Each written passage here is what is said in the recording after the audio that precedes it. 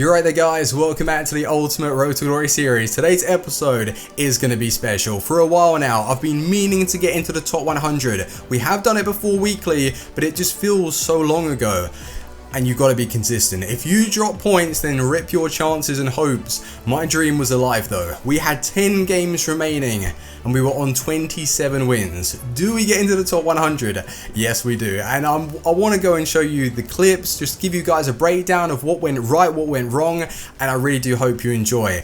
And not only is this an achievement for me, but it allows me to provide you guys with the best possible content, giving you the ultimate Team of the Week pack, bringing more coins to the series. It's just getting better and better. Drop a like on the video guys. If we can aim for over 2,000, that is much appreciated. Let's hit the pitch. So where did it all go right? How did we finish in the top 100? Well, this is what I believe went down. So the new team that we put together obviously played its part, and I will speak about the 4 new players that we brought in just a second. The best connection that I've ever experienced though in the weekend league was on the Sunday. This Sunday, I couldn't quite believe what was happening. I thought I honestly made a mistake and I was playing Division 1. It was super smooth.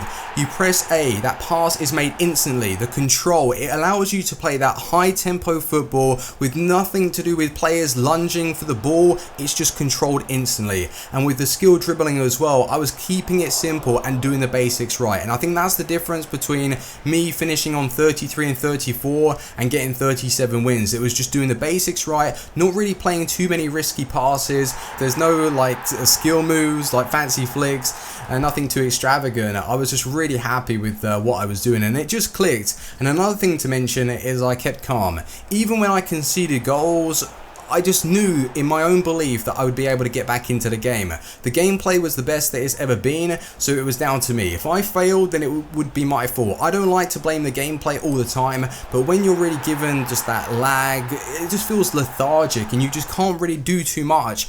And with skill dribbling, that is what I build my whole play around. I like to do the LTRT skill dribble. So if I can't do that, I feel that my game is just gone, and I can't finish in the top 100 because of it. I'm not saying that after this weekend I'm going to be able to finish in the top 100 consistently. There is still parts of my game that I want to improve, but this is what I did. I addressed my flaws and I improved the weakness, which was my defense. I've been playing Division 1 throughout the week, and I've just been really positioning my players. Not so much like, I don't really care too much about conceding the goals. I just wanted to really cut the angles right, and it's going to be different for each formation. It depends on your opponent, but you can really like get to grips with how to defend. And with the 4-1-2-1-2, usually the 4-1-2-1-2 for me is quite open, but it has to be the new players as well. It had to be the new players, the custom tactics, just everything together clicked, and it allowed me to just play to the best of my ability. So talking about the formation, I started off with the 4-3-1-2, and I quite liked it. I was able to get 20 wins with that. Well, actually 19 wins. One of those was a disconnection. Yeah, I already got a disconnect. I couldn't get away from it. I just couldn't get away from it this weekend once again. I was drawing the game, so there's nothing to say that I would have 100% come away with the win, but come on, disconnection, like I could have got 38 wins now. 37 I'm really happy with. So yeah, 4-3-1-2 is the formation I started with this weekend. It was playing well, switched up to the 4-1-2-1-2, and I felt that I just had that reassurance that I knew Kante was going to be there. Like, he was still there in the 4-3-1-2, but he was pushing up to the point where it wasn't necessary because I have that cam in Suarez, and it was just working with that. So with Kante being further back, yes, at times he will overlap and get involved, and he scored a goal in the last 10 games that I did play, but I'm fine with that. Like, him in that CDM position, he was doing wonders for me.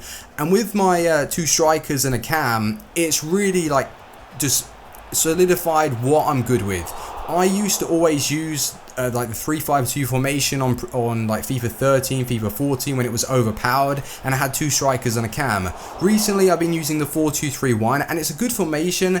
It's something that is best just to keep possession with though, and for me, I wouldn't say that I'm not a possession player, because in the 4-1-2-1-2 I do like to see a little bit more of the ball than my opponent.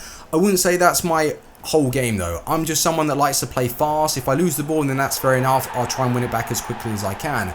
So with the 4-2-3-1, you really have to change up your style, and it just wasn't suiting the way I play to get the best out of my own game. So I understood that, went back to the 4-1-2-1-2, and it just clicked again. I just felt that I was a little bit more fluid in the attack, and it just worked. So the losses, I want to speak about the losses. So one of those was a DC, the other one was against a possession player that got a goal against me, and I was having to chase the game. And when you do concede a goal against someone that knows how to keep the ball, it is very, very difficult. I should have changed up my formation, and I kind of regret that now. So that was down to me. If something isn't working, then you've got to change it up. There's no point playing the next half just using your same formation, because your opponent isn't gonna like switch up the way he's defending. If you can't break through, then my advice is to change to maybe like a 4-3-3, or do something that's going to be spreading the play and just offering a bit more width to your game. And the other loss was a penalty.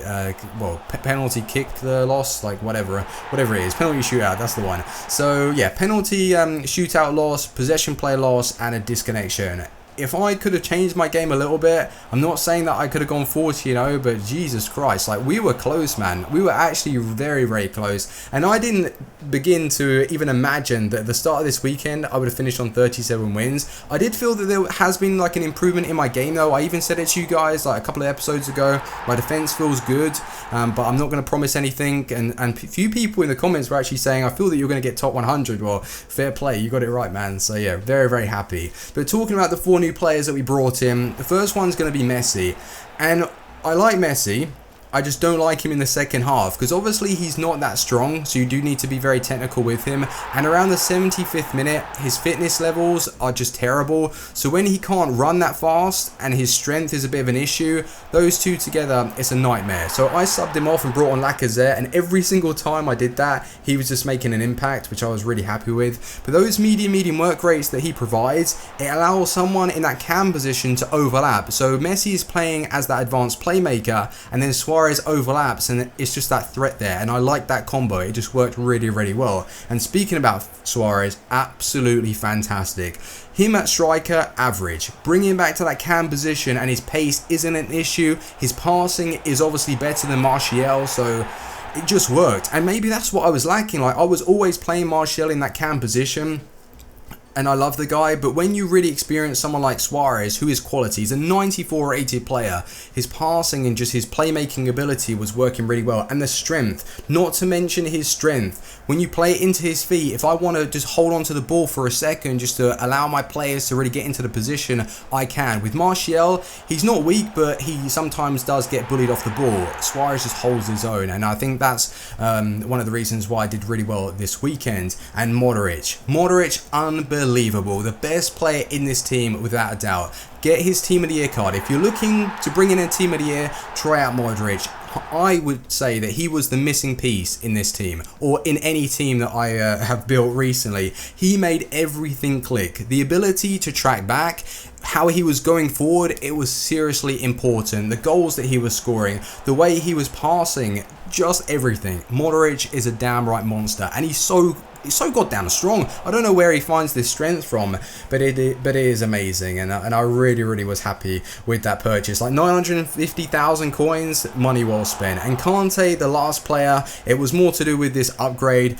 200 games with the non-inform I've played with, 300 games with the inform.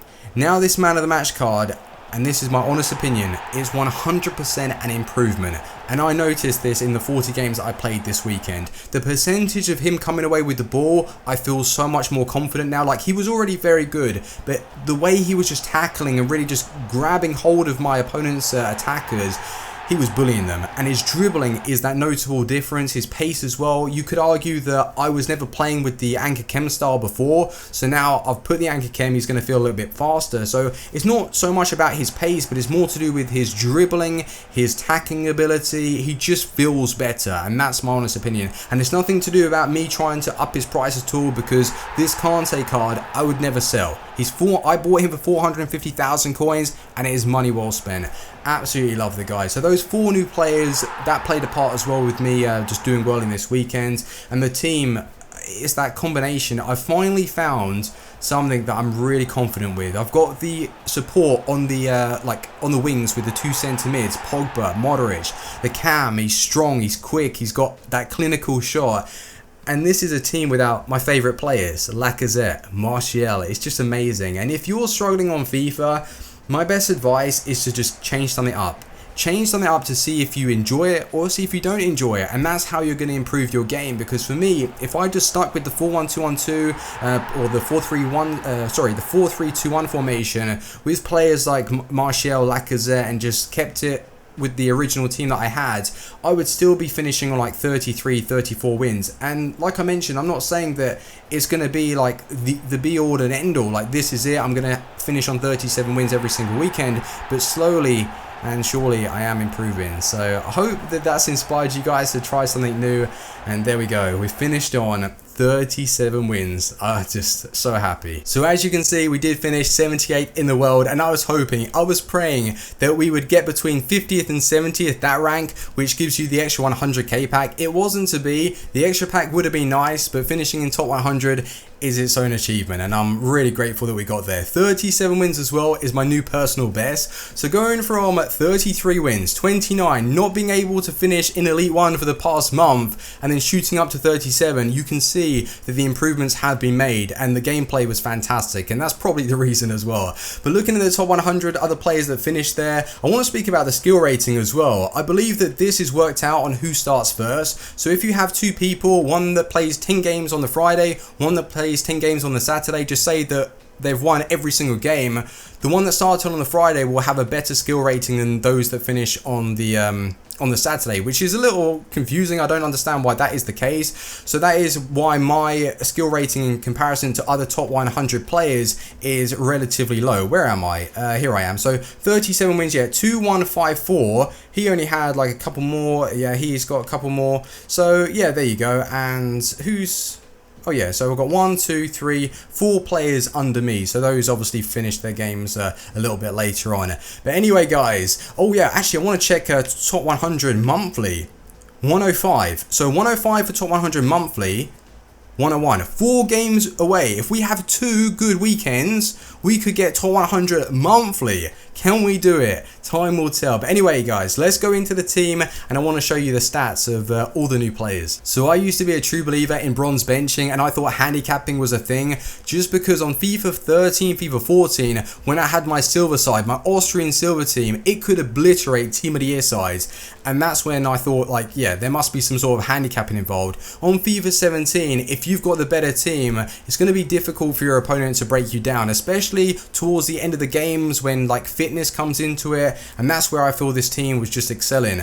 And with my overall squad rating 89, if handicapping was a thing, or bronze benching, I wouldn't have been able to finish on 37 wins. And the losses that I took, one of the games was against that possession player, and it was down to me. It wasn't that I was unlucky, he just had a good tactic and it beat me. The second was a penalty shootout. Yeah, that was a little bit unlucky. And then the other was, which was a disconnection. So anyway, Lacazette we brought on as a super sub. We switched up the formation to a 4-1-2-1-2, so I'll just show you exactly how it looks, so it gives you guys a better understanding. Not the 4-1-2-1-2 wide. Now we don't like that. Well, that's not a bad formation, but it's just not my cup of tea. So Suarez gets brought back to cam position, and that is exactly how it looks. So can't say he finished this weekend, well, 47 games. I did test out just a little bit before. So yeah, 6 goals and 4 assists, 450,000 coins. Just an awesome card. Luka Modric doesn't really show you what he's doing, like 8 goals, 6 assists. Not really that great, but it's how he plays in game, his tracking back ability going forward.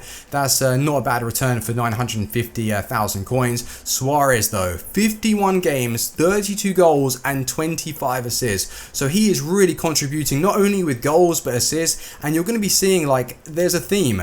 Not only with Suarez but Messi. Look at that, it's consistent. He's offering the assists, the goals. Suarez is also doing exactly the same thing. And then we have the man, Cristiano Ronaldo, a goal contribution of 309 goals in 306 games. And he does play much better in that striker spot. So guys, that is the team that I was using. Very happy with this weekend. Next episode, we're going to be trying out some new players. And then on Thursday, we will have that Team of the Week pack. Ultimate Team of the Week pack. Fingers crossed it's a good Team of the Week. And we can get some awesome coins back. So thanks ever so much for watching, guys. Drop a like on the video if you have enjoyed.